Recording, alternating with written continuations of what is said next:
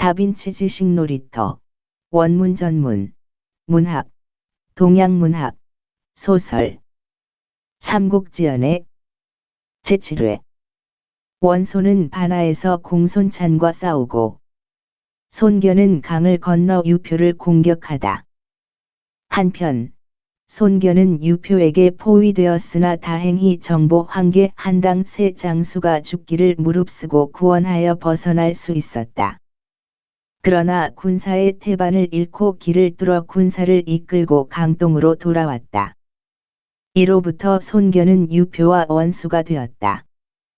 한편 원소는 한 해에 주둔했으나 군량과 마초가 부족했다.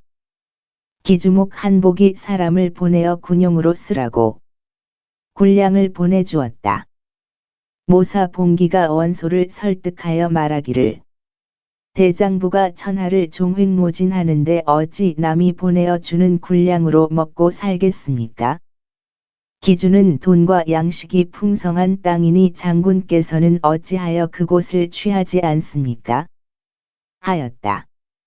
원소가 말하기를 좋은 계책이 아직 없습니다. 하니 봉기가 말하기를 몰래 사람을 시켜 공손찬에게 글을 보내어 군사를 동원하여 기주를 취하라고 하고 협공하기를 약속한다면 공손찬이 반드시 군사를 일으킬 것입니다. 한복은 배가 없는 사람이라 반드시 장군을 청하여 고을의 일을 맡아달라고 할 것입니다. 그때 나아가 고을의 일을 취하기는 손바닥에 침을 뱉는 것처럼 쉬운 일입니다. 하였다. 원소는 크게 기뻐하여 곧 공손찬이 있는 곳으로 편지를 보냈다. 공손찬이 편지를 받아보니 기주를 함께 공격하여 그 땅을 나누자고 설득하는 내용이었다. 크게 기뻐하여 즉일로 군사를 일으켰다. 원소는 한편으로 사람을 시켜 한복에게 비밀 보고를 했다. 한복은 놀라서 순심과 신평 두 모사를 불러서 상의했다. 순심이 말하기를 공손찬이 연주와 대주의 군사를 거느리고 쳐들어 온다면 그 예봉을 당할 수 없습니다. 게다가 유비 관우 장비가 그들을 도우니 대적하기 어렵습니다. 지금 원본초가 지략과 용기가 남다르고 수하에 거느린 장수가 아주 많으니 장군께서는 그에게 고을의 일을 함께 다스리자고 청하면 그는 반드시 장군을 후대할 것이며 공손찬이 쳐들어와도 걱정할 것이 없습니다. 하였다. 한복은 즉시 별가 관순을 보내어 백슬넷이 쌓인 원소를 청하려고 하니 장사 경무가 간하기를 원소는 외로운 나그네의 곤궁한 군사라 우리의 의향만을 쳐다보고 있습니다. 비유하자면 품에 안긴 어린애와 같아서 젖을 주지 않으면 굶어 죽을 형편인데 어찌하여 고을의 일을 맡기려 하십니까?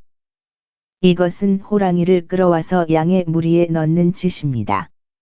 하니 한복이 말하기를 나는 일찍이 원씨의 옛 벼슬아치였고 재능이 또한 본초만 못하다. 옛날 사람은 어진 사람을 택하여 양보한다고 했으니 그대들은 어찌 질투하는가? 하였다. 경무가 탄식하여 말하기를 기주가 끝나는구나. 하였다. 이에 벼슬을 버리고 떠난 사람이 30여 명이었다. 홀로 경무와 관순이 성 밖에 매복하여 원소를 기다렸다. 며칠 후 원소가 군사를 이끌고 도달하니 경무와 관순이 칼을 뽑아들고 나가서 원소를 죽이려 하였다.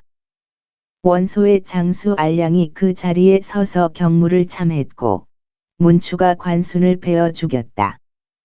원소가 기주에 입성하여 한복을 분위장군으로 삼고 전풍저수 허유봉기에게 고을의 일을 나누어 맡겨 한복의 권한을 모두 빼앗았다.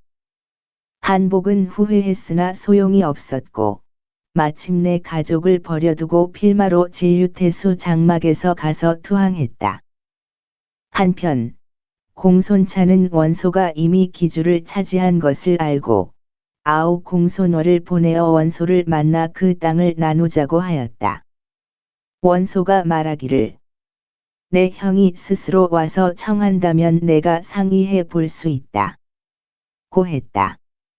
공손월이 인사하고 물러나와 돌아가는데 50리도 가지 않았는데 길 옆에서 한 무리의 군마가 불쑥 나타나서 말하기를 우리는 동탁 승상의 장수다 하며 어지럽게 활을 쏘아 공손월을 죽였다. 시종이 도망하여 공손찬에게 공손월이 이미 죽었다고 보고했다. 공손찬이 크게 성을 내어 말하기를 원소가 나를 베어 기병하여 한복을 치자더니 그가 도리어 기주로 들어가 탈취하고 지금 또 동탁의 군사라고 속이고 내 동생을 쏘아 죽였으니 이 원수를 어찌 갚지 않으랴 하고 본부의 군사를 모두 일으켜 기주로 달려갔다. 원소가 공손찬의 군사가 이른 것을 알고 또한 군사를 거느리고 나왔다. 두 편의 군사가 반하가에서 만났다. 원소의 군사는 반하교의 동쪽에 진을 치고 공손찬의 군사는 반하교 서쪽에 진을 쳤다. 공손찬이 다리 위에 말을 세우고 크게 소리쳐 말하기를 신의를 배반한 무리야. 어찌 감히 나를 파느냐? 하니 원소가 또한 말을 채찍질하여 다리 옆에 이르러 공손찬을 가리키며 말하기를 한복이 재주가 없어 기주를 나에게 양보하기를 원했는데 내가 어찌 간섭을 하느냐? 했다. 공손찬이 말하기를 지난날 너를 충의롭다고 생각하여 맹주로 추대했는데 지금 하는 짓을 보니 참으로 이리의 신보와 개같은 행동을 하는 무리로구나. 무슨 면목으로 세상에 선단 말이냐? 하니 원소가 크게 노하여 말하기를 누가 저 놈을 붙잡아 오겠느냐? 하는 말이 끝나기 전에 문추가 말을 채찍질하고 창을 꼬나잡고 곧바로 다리 위로 내달렸다. 공손찬이 다리 가로 나아가 문추와 겨루었다. 싸운 지 10여 합이 되지 않아서 공손찬이 저항할 수 없어 패하여 달아났다. 문추가 이긴 형세를 타고 뒤를 쫓으니 공손찬이 진 속으로 달려들어갔다. 문추가 나는 듯이 말을 달려 중군으로 질러 들어와서 좌충우돌하니 공손찬의 수하인 건장한 장수 4명이 일제히 적을 맞이했다. 그러나 문추가 한 번 창을 휘둘러 한 장수를 찔러 말 아래 떨어뜨리자 세 장수들은 모두 도망쳤다. 문추가 곧바로 공손찬을 쫓아 진 뒤쪽으로 나오자 공손찬은 산골짜기를 바라보다 도망쳤다. 문추가 말을 몰아 성난 목소리로 크게 소리 지르기를 빨리 말에서 내려 항복해라 하니 공손찬은 활과 화살을 모두 떨어뜨리고 투구도 땅에 떨어져 머리를 풀어 헤치고 말을 되는 대로 몰아 산비탈을 달려서 돌다가 말이 앞으로 고꾸라지니 공손찬이 몸이 뒤집혀 언덕 아래로 떨어졌다. 문추가 급히 창을 잡고 찔렀다. 갑자기 풀밭 언덕 왼쪽에서 한 소년 장군이 뛰쳐나왔다. 말을 달려 창을 꼬나쥐고 곧바로 문추를 취하니 공손찬은 언덕 위로 기어 올라갔다. 그 소년을 보니 신장이 8척이고 짙은 눈썹 큰 눈에 널쩍한 얼굴 이중턱으로 위풍이 늠름했다. 문추와 더불어 60합을 크게 싸웠으나 승부가 나지 않았다. 공손찬의 부하 구원군이 도달하자 문추는 말을 돌려 달아났다. 그 소년도 더 이상 추격하지 않았다. 공손찬은 황망하게 언덕을 내려와서 그 소년의 성명을 물었다. 그 소년은 몸을 굽혀 대답하기를 저는 상산군 진정현 사람입니다. 성은 조씨이고 이름은 운이며 자는 자룡입니다. 본디 원소가 관할하던 아래 사람인데 원소가 임금에 충성하고 백성을 구하려는 마음이 없는 것을 보고 그를 버리고 특별히 휘하에 가담하려 했는데 예기치 않게 이곳에서 만나게 되었습니다. 하였다. 공손찬이 크게 기뻐하여 마침내 함께 영체로 돌아와서 무장병을 정돈했다. 다음 날 공손차는 군마를 좌우 양부대로 나누어 거느리니 형세가 날개를 편 듯하였다. 말이 5천여 필인데 태반이 모두 백마였다. 공손차는 일찍이 오랑캐와 싸울 적에 백마를 골라 선봉에 세우고 백마장군이라 불렀는데 오랑캐들이 백마만 보면 달아났으므로 그로 인해 백마가 아주 많았다. 원소는 알량과 문추를 선봉으로 삼아 각각 국노수 1,000명을 이끌고 또 좌우 양대로 나누어 좌대에 있는 자는 공손찬의 우군을 쏘게 하고 우대에 있는 자는 공손찬의 좌군을 쏘게 하였다. 다시 국의에게 궁수 800명과 보병 1만 5천 명을 이끌고 진 가운데 벌려서게 했다. 원소는 스스로 보병 수만 명을 이끌고 뒤에서 접응하기로 했다. 공손찬은 조언을 처음 얻어 그 마음속을 알지 못하므로 따로 한 무리의 군사를 거느리고 뒤에 있게 했다. 대장 여강을 보내 선봉으로 삼고 공손찬은 직접 중군을 거느리고 다리 위에 말을 세웠다. 옆에는 금색 실로 수놓은 붉고 둥글고 큰 대장기를 말 앞에 세웠다. 진시부터 북을 울려서 4시가 되었지만 원소의 군사는 움직이지 않았다. 국의가 궁수에게 화살막이 방패 밑에 숨어서 포소리가 나면 활을 쏘라고 했다. 엄강이 북을 치고 함성을 지르며 곧바로 국의에게 달려들자 국의의 군사가 엄강의 군대가 오는 것을 보고도 모두 엎드려 움직이지 않았다. 곧바로 아주 가까운 거리에 이르자 한 번 포소리가 터지면서 800궁수와 쇠뇌수가 일제히 화살을 발사했다. 엄강은 급히 돌아가려고 했지만 국의가 말을 박차고 칼을 춤추며 달려들어서 목을 베어 말 아래 떨어뜨렸다. 공손찬의 군사는 대패하여 좌우 양군이 와서 구원하려 했지만 모두 알량 문추가 거느린 국노수의 화살에 맞았다. 원소의 군사들은 함께 진격하여 바로 다리 가에 쇄도했다. 국의의 말이 이르러 먼저 길을 든 장수를 베니 수놓은 깃발이 찢어져 넘어졌다. 공손찬은 찢어져 넘어진 수놓은 깃발을 보자 말을 돌려 다리에서 내려와 달아났다. 국의가 군대를 이끌고 곧바로 후군을 무찔러 들어가니 조은과 맞부딪혔다. 조은이 창을 세우고 말을 달려 바로 국의와 맞붙었다. 싸운 지 몇 합이 지나지 않아 한 번 창으로 국의를 찔러 말 아래 떨어뜨렸다. 조은은 단기 필마로 나는 듯이 원소의 군으로 쳐들어가 좌충우돌하는 것이 마치 무인지경에 들어간 듯하였다. 공손찬이 군사를 돌려 쳐들어가니 원소의 군이 대패하였다. 한편 원소는 먼저 척후병을 보내 시기를 보다가 국의가 장수를 베고 기를 뽑고 패배한 군사를 추격하고 있다는 보고를 받고 이로 인해 아무 준비도 하지 않고 전풍과 함께 휘하에 창을 든 군사 수백 명과 궁수 수십 명을 이끌고 말을 타고 구경하면서 걸걸 크게 웃으며 말하기를 공손찬이 무능한 놈이로군 하였다.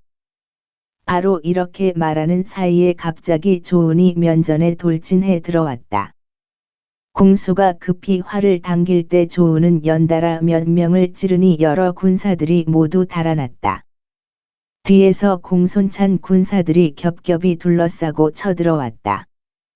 전풍이 황급히 원소에게 말하기를 주공은 담장 안으로 몸을 피하십시오 했다. 원소가 투구로 땅을 두드리며 크게 부르짖기를 대장부가 싸움터에서 싸우다가 죽는 것이 소원이거늘 어찌 담장 안에 들어가서 살기를 바라겠는가 하였다. 여러 군사들이 마음을 합쳐 필사적으로 싸우니 조은이 더 치고 들어오지 못하였다. 원소의 대부대가 불의에 엄습하고 알량 또한 군사를 이끌고 도착하니 양쪽 길로 함께 쳐들어갔다. 조은이 공손찬을 보호하여 포위망을 뚫고 돌아와 경계의 다리에 도착했다. 원소의 군사가 대거 앞으로 나아가 다시 추격하니 물에 떨어져 죽은 자가 그 수를 헤아릴 수 없었다. 원소가 앞서서 추격하여 오리에 이르지 못했을 때 산 뒤쪽에서 함성이 크게 일어나는 것을 들었다. 불쑥 한 무리의 인마가 나타났는데 우두머리는 세 사람의 대장이라 바로 유현덕 관운장 장익덕이었다. 평원에서 공손찬과 원소의 싸움을 탐지하다가 특별히 와서 싸움을 도우는 것이었다. 바로 세 필의 말을 타고 세 가지 병장기를 들고 나는 듯이 앞으로 달려나와 원소와 맞붙었다. 원소가 놀라서 혼이 하늘 밖으로 날아가는데 손에 쥔 보도를 말 아래 떨어뜨리고 황급히 말을 몰아 도망쳤다. 여러 사람들이 죽음을 무릅쓰고 구하여 다리를 지났다. 공손찬도 군사를 수습하여 영체로 돌아왔다. 현덕 관우 장비가 인사를 마치니 공손찬이 말하기를 만약 현덕이 멀리서 와서 나를 구해주지 않았다면 거의 낭패볼 뻔했네 하고 조은과 서로 만나게 하였다. 현덕은 그를 매우 존중하고 사랑하여 문득 아쉬워하는 마음이 있었다. 각설, 원소는 한 판을 지고 나서 굳게 지키고 나오지 않았다. 양쪽 군사들은 한 달 넘게 서로 버티었다. 어떤 사람이 장안으로 와서 동탁에게 보고했다. 이유가 동탁에게 말하기를 원소와 공손찬은 역시 오늘날의 혹거리입니다. 지금 반하에서 서로 싸우고 있는데 마땅히 천자의 명을 빌려서 사람을 보내 화해하게 하면 두 사람이 은덕에 감사하여 반드시 태사를 따를 것입니다. 하였다. 동탁이 말하기를 좋다. 하고 다음날 곧 태부 마일제와 태복 조기에게 조서를 보내서 가게 했다. 두 사람이 하북에 이르자 원소가 백리 밖에 나와서 맞이하여 두 번 절하고 조서를 받았다. 다음날 두 사신은 공손찬의 진영에 도착하여 천자의 명령을 전하니 공손찬이 원소에게 사신을 보내 편지를 전하여 서로 화해했다. 두 사신은 서울로 돌아와 명을 수행하고 보고했다. 공손찬은 그날로 군대를 물려 돌아갔고 또 표를 올려 현덕을 평원상으로 추천했다. 현덕과 조은은 헤어지면서 손을 잡고 눈물을 흘리며 차마 떨어지지를 못했다. 조은이 탄식하며 말하기를 제가 지난날 공손찬을 영웅으로 잘못 알았습니다. 지금 하는 짓을 보니 역시 원소와 비슷한 무리입니다. 하였다. 현덕이 말하기를 공은 몸을 낮추고 그를 섬기시오. 서로 만날 날이 있을 것이오. 하고 눈물을 흘리며 작별하였다.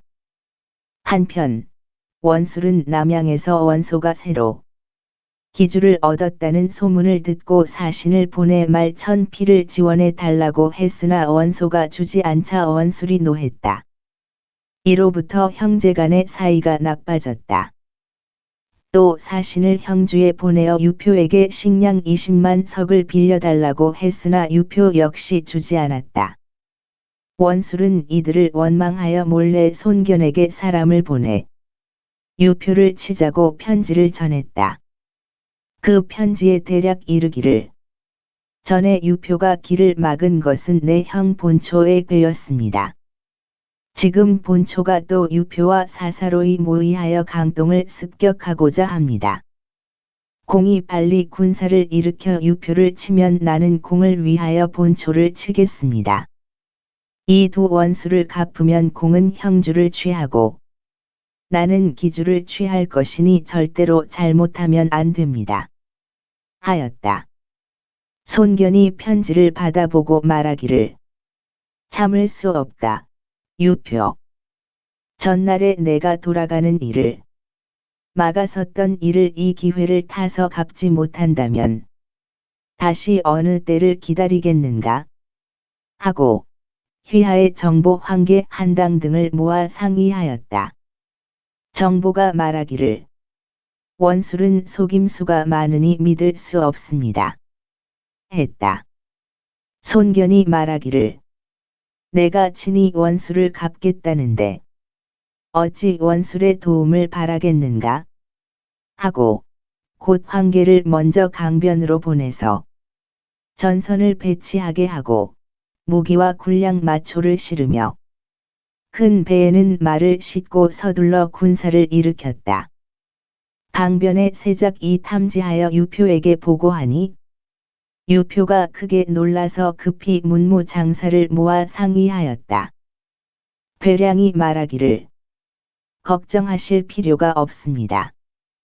황조에게 강하의 군사를 거느리고 먼저 적과 맞서게 하고 주공께서는 형주와 양주의 군사를 거느리고 후원이 된다면 손견이 강을 건너고 호수를 건너서 온들 어찌 능히 무력을 쓰겠습니까? 하니 유표가 그렇다고 하고 황조에게 준비하라고 했다. 뒤따라 곧 대군을 일으켰다. 각설, 손견에게는 네 아들이 있었는데 모두 오부인이 낳았다. 맏아들은 이름이 책이고 자는 백부이며 둘째 아들은 이름이 권이고 자는 중모이며 셋째 아들은 이름이 이기고 자는 숙필이며 넷째 아들은 이름이 광이고 자는 계좌였다. 오부인의 누이 동생이 손견의 둘째 부인이 되었는데 또한 아들 하나와 딸 하나를 낳았다. 아들의 이름은 랑이고 자는 조안이며 딸의 이름은 인이었다. 손견은 또 유씨의 아들을 양자로 삼았는데 이름은 소이고 자는 공례였다. 손견에게는 아우가 하나 있는데 이름은 정이고 자는 유대였다. 손견이 전장으로 떠나려 하자 아우 손정이 여러 아들을 말 앞에 벌려 절하게 하고 간하기를 지금 동탁이 조정의 권리를 독점하고 천자가 나약하여 온 천하의 대란이 일어나서 각각 한 지방의 패권을 행사하지만 강동은 바야흐로 매우 평화로우니 작은 원한으로 대규모 군사를 일으키는 것은 옳지 않습니다. 원컨대 형님은 자세히 살피십시오. 하니 손견이 말하기를 아우는 여러 말 하지 말라. 내가 장차 천하에 종횡무진하려고 하는데 원수를 어찌 갚지 않겠느냐? 했다. 맏아들 손책이 말하기를 만약 아버지께서 꼭 그렇게 하시겠다면 저도 따라가기를 원합니다. 하였다. 손견이 허락하니 드디어 손책과 함께 배에 올라 번성으로 배를 몰아갔다. 황조가 국로수를 강변에 숨기고 배가 강변에 닿는 것을 보자 어지럽게 화살을 쏘았다. 손견이 여러 군사에게 가벼이 움직이지 말고 배 안에 엎드려서 오기를 유인하라고 하였다. 연이어 3일 동안 배가 수십 차례 강변에 다가가니 황조 군사는 오로지 화살만 쏘아대어 화살이 이미 다하였다. 손견은 배 위에서 얻은 화살을 뽑으니 약 10수만 개였다.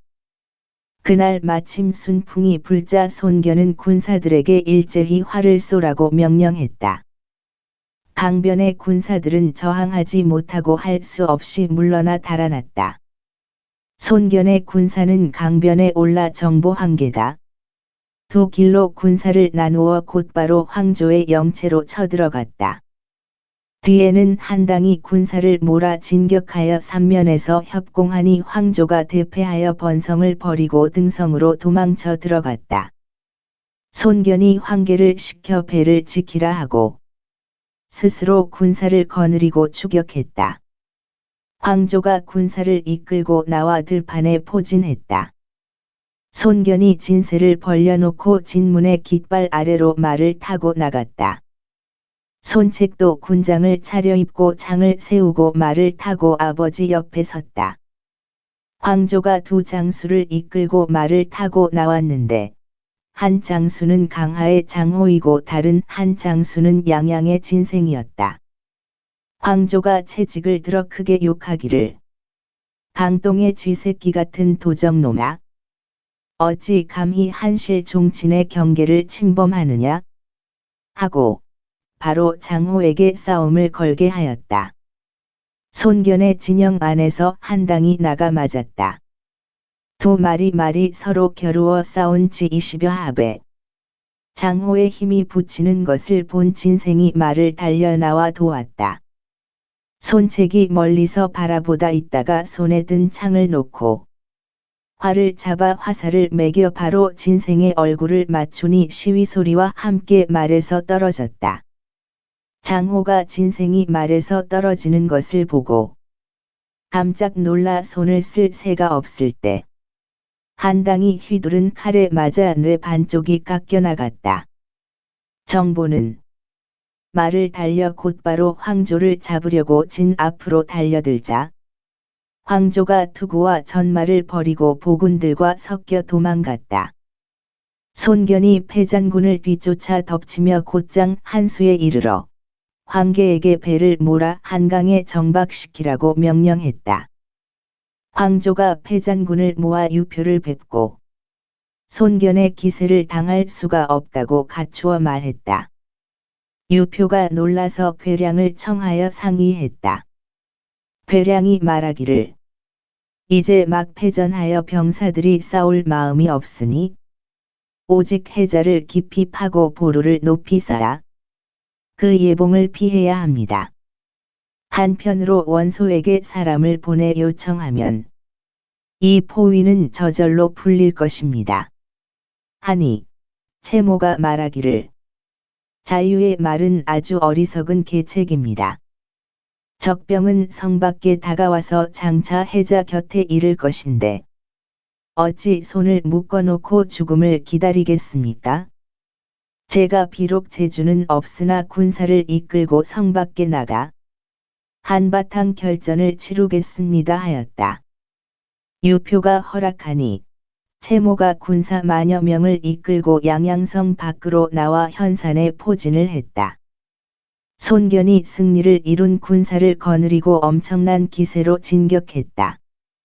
채모가 말을 타고 나오니 손견이 말하기를 저놈은 유표의 후처 오빠다. 누가 나에게 저 놈을 사로잡아 오겠는가? 하였다. 정보가 철청모를 꼬나쥐고 말을 타고 나가 채모와 어울려 싸웠다. 몇 합 지나지 않아 채모가 패하여 달아났다. 손견은 대군을 몰아 공격하니 시체가 온 들판에 널브러졌다. 채모가 도망쳐서 양양으로 들어가니 괴량이 말하기를 채모가 좋은 계책을 듣지 않고 대패했으니 군법에 따라 목을 베는 것이 마땅하다고 했다. 유표는 채모의 누이를 새로 아내로 맞아들였기 때문에 채모에게 형벌을 가할 수는 없었다. 각설, 손견은 군사를 네 방면으로 나누어 양양성을 에워싸고 공격했다. 하루는 갑자기 광풍이 일어나서 중군에 세워둔 수자기의 깃대가 바람에 부러졌다. 한당이 말하기를 이것은 좋은 조짐이 아닙니다. 잠시 회군을 하는 것이 좋겠습니다. 하니 손견이 말하기를 나는 여러 번 싸워서 그때마다 이겼고 양양을 취하는 것이 단지 아침 저녁에 있는데 어찌 바람에 깃대가 부러졌다고 갑자기 군사를 물리겠느냐? 하고 마침내 한당의 말을 듣지 않고 성을 더욱 맹렬히 공격했다. 괴량이 유표에게 말하기를 제가 밤에 천문을 보았더니 한 개의 장성이 떨어지려고 하는 것을 보고 별자리가 해당한 곳을 따져보니 손견이 있는 곳이었습니다. 주공께서는 빨리 원소에게 글을 보내어 도움을 요청하십시오. 하였다. 유표가 편지를 쓰고 묻기를 누가 감히 포위망을 뚫고 나가겠느냐고 하니 건장한 장수 여공이 소리가 떨어지자마자 가겠다고 나섰다. 괴량이 말하기를 그대가 용감하게 가겠다고 하니 내 계책을 잘 들으시오.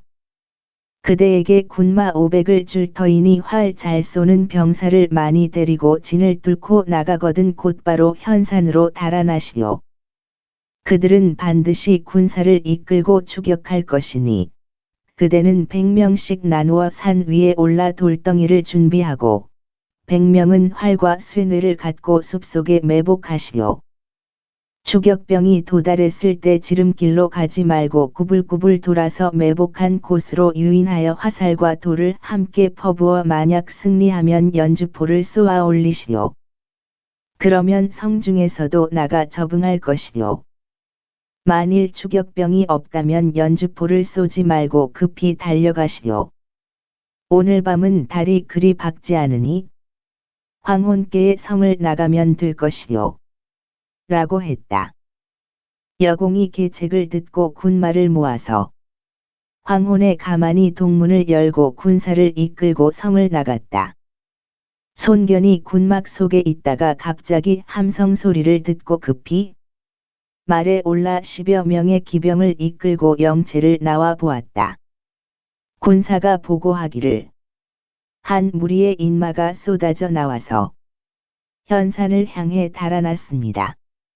하니 손견이 여러 장수들을 모으지 않고 다만 30여 기병을 이끌고 추격했다.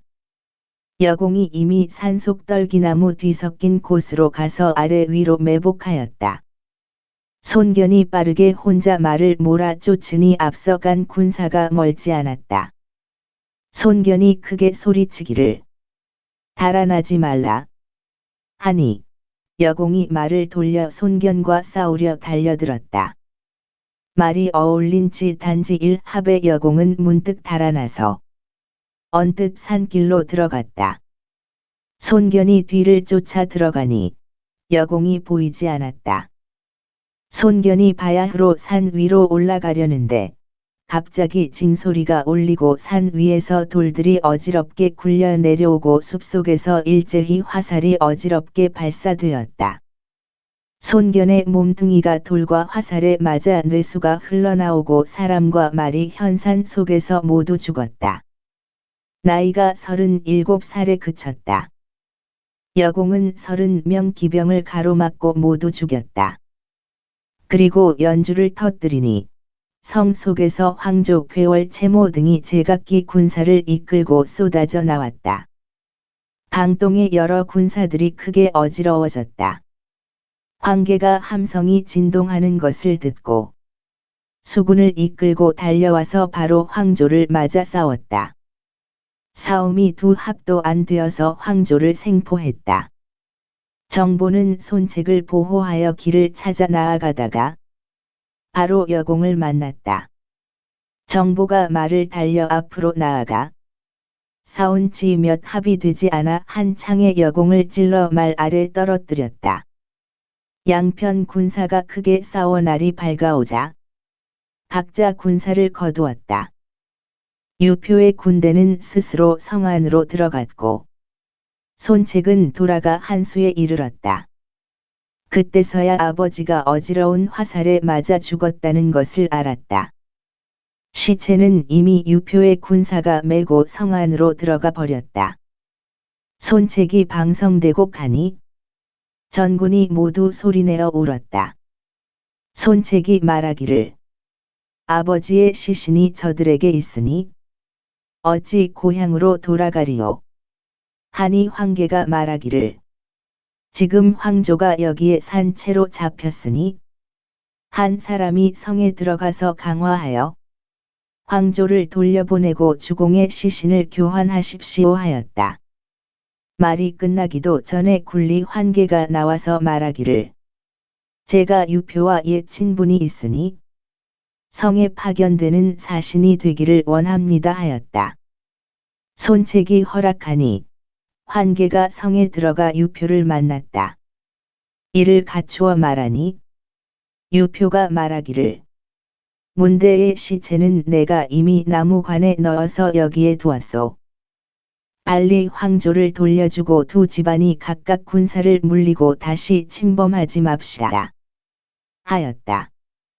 황계는 감사 인사를 하고 가려고 하니 계단 아래에 있던 괴량이 나와서 말하기를 안 됩니다. 안 됩니다. 제가 한 말씀 드리자면 지금 강동의 여러 군사들은 갑옷 쪼가리마저도 돌려보내서는 안 됩니다. 먼저 환계를 참한 후에 계책을 쓰십시오. 했다. 이야말로 적을 쫓던 손견은 바야흐로 죽었고 화해를 구하던 환계는 또 재앙을 만났구나. 환계의 목숨이 어찌 될지 알 수 없으니 다음 회의 이야기를 들으면 풀릴 것이요.